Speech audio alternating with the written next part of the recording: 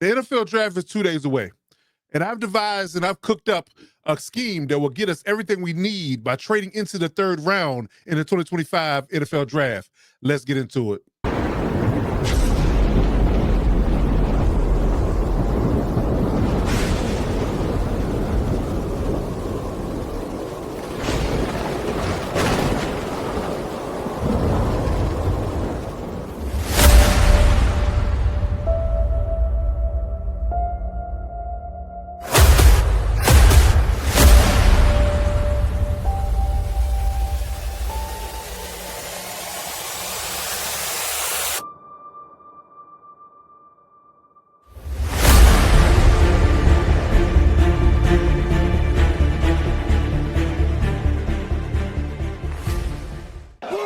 Better than us.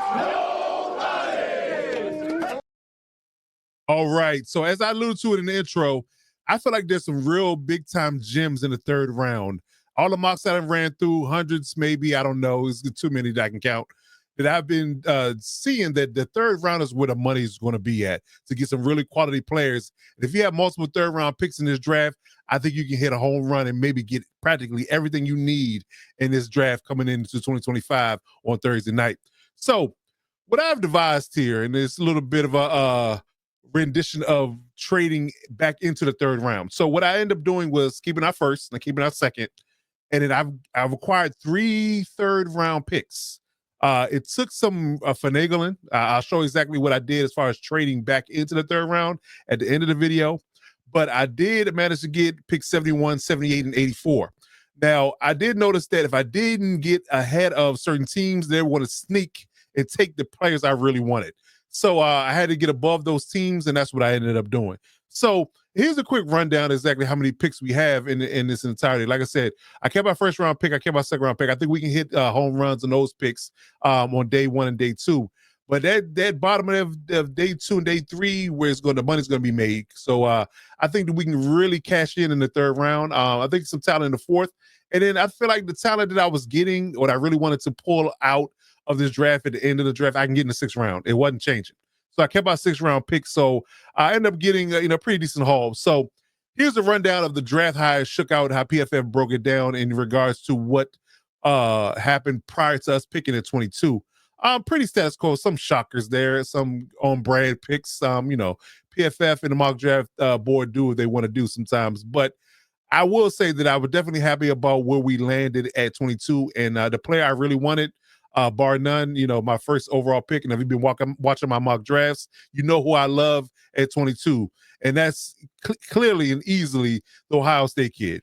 I really think that he can play every position on the field, and he could be a true number 1. So I'm going after Emeka Egbuka. It's real easy and simple. Now, mind you that I got back into the third round, I felt like I can still land a tight end in the third. So instead of picking up a tight end in the second, I was actually looking at running back in the second round. So I'm looking at my guy, another Ohio State kid, Quinshon Judkins. I love him. I think he's a great bell cow type back that we can get and bring him in early.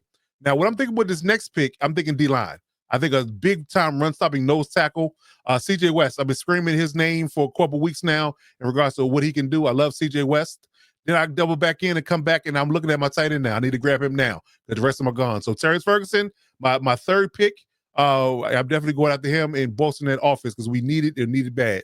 Then I'm looking around for the edge rusher. I think my guy Oluwafemi Oladijallo is from UCLA. He's definitely a good pick there to bolster our edge. He's a really good pass rusher, really good skill set from a pass rushing perspective. Can work on his run defense, but he's really good pass rusher. So I like getting him and bringing him in and developing him early on to help out that edge rushing room.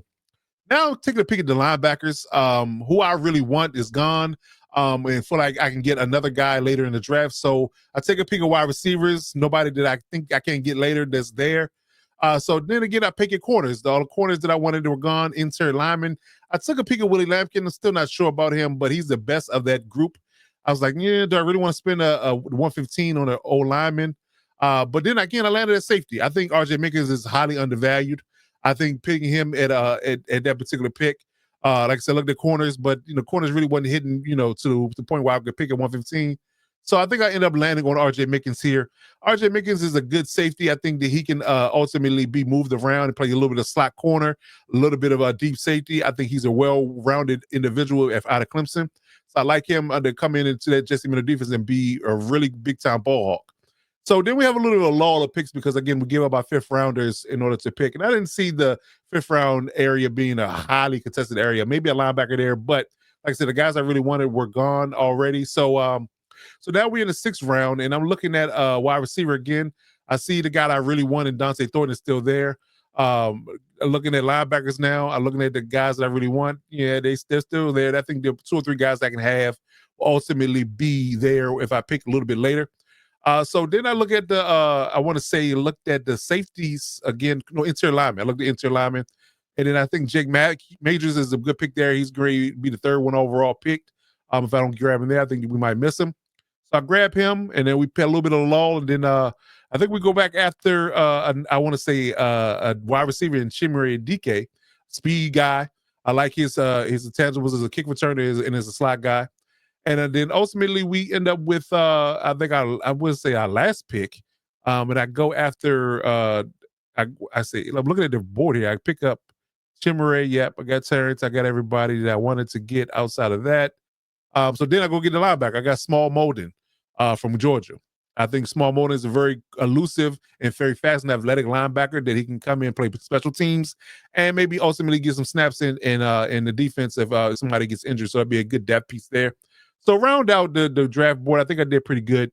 I think I addressed all the needs on offense and some glaring needs on defense from a young perspective. So here's the board in its entirety. Annette Mekabuka in the first, Quisan Judkins in the second, CJ West in the third, Terrence Ferguson in the third, Olufemi Olijalo in the third as well. Then I get RJ Mickens in the fourth, Jake Makers in the sixth, Chimere DK in the sixth as well, and Small Molden in the sixth round as well to round it out. So I think that we did pretty good. I think we did pretty good. I really like this draft. I think that our overall, I guess you can say, numbers were, pretty good. So if you look at who we had from I guess you can say, a overall perspective of who we got in trade, I did want to break that down. So let's bring up the board here real quick. So here's this entirety. So it cost me to move up to the 71st pick. It cost me a future fourth, a future sixth, a sixth and seventh rounder, and our third at 86. So that's why I got 71 from.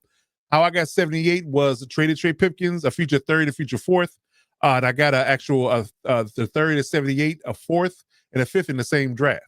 So I did that. And lastly, I got another third at 84 when I traded Hayden Hurst and a future fourth, or this year's fourth, this year's fifth, and this year's fifth. So yeah, so that's what it was, man. So I think I did pretty good in regards to how we broke out the draft, and I think we got some impact players. And I want to argue that everybody that got drafted in the first four rounds are starters. And I think the other guys, three guys, will be developmental, but they'll ultimately be contributors.